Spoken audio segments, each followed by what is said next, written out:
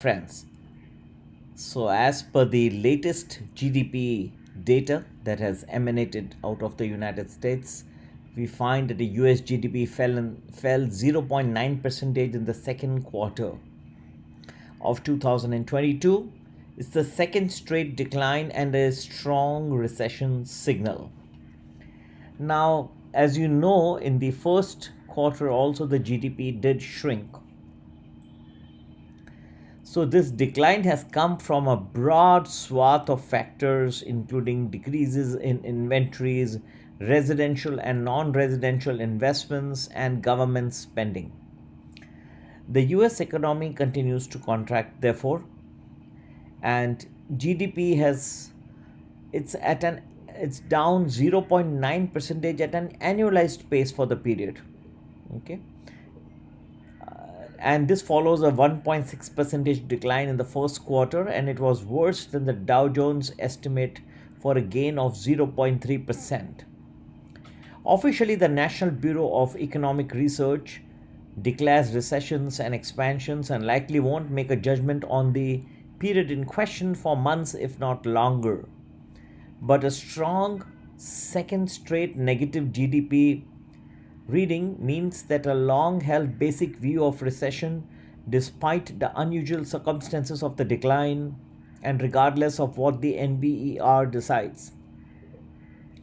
GDP is the broadest measure of the economy and encompasses the total level of goods and services produced during the period. This takes you back to Economics 101, friends. So we are not in a recession, but it's clear that the economy's growth is slowing down. The economy is close to stall speed, moving forward, but barely so. Now, people do take recourse in the strong jobs report, and they say that, well, jobs are still growing, people are still finding employment, and therefore you cannot say that the US economy is shrinking because labor market continues to be strong and healthy. Well, as you all know, labor is a lagging indicator of a recession. So the effects start coming on the labor force in recruitment only after some period of time. The effects are larger in other spheres, and they appear much early as well. Inflation, as you know, has been at the root of much of the US economy's troubles. The consumer price index rose 8.6% in the last quarter, the fastest pace since Q4 of 1981. Now, that resulted in a decline of inflation adjusted after tax personal incomes of 0.5%, while the personal savings rate was 5.2%, down from 5.6% in the first quarter. Now, the only encouraging thing was that the inventories played such a large role. They wouldn't play the same role in the second quarter. Hopefully, consumers keep spending and businesses keep investing, and just to stave off a recession. After posting its strongest gain since 1984 last year, the US economy has begun to slow earlier this year due to a confluence of factors.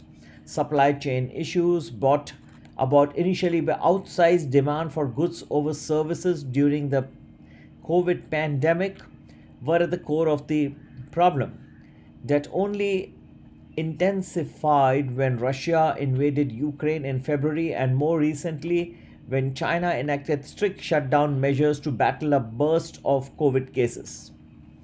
The first quarter GDP numbers also were brought down by a swelling trade imbalance and a slowdown in inventories, which were responsible for much of the GDP gains in the second half of 2021.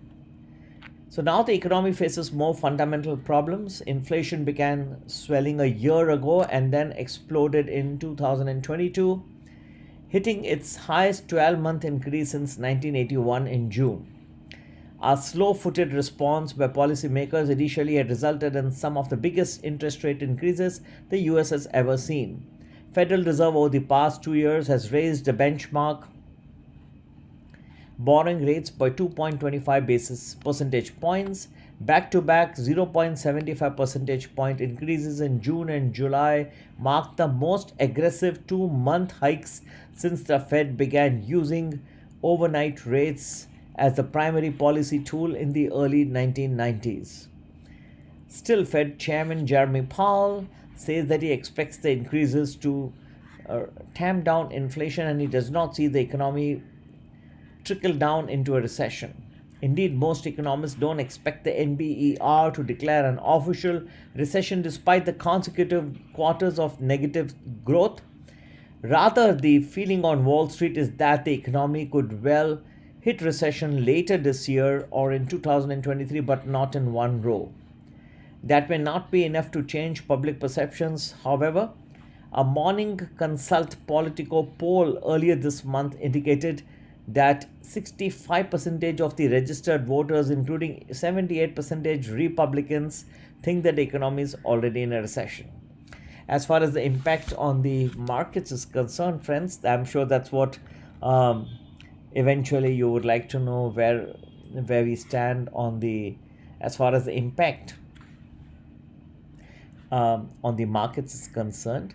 The Dow up slightly, Nasdaq down just a little bit, but the impacts will start appearing as we go forward.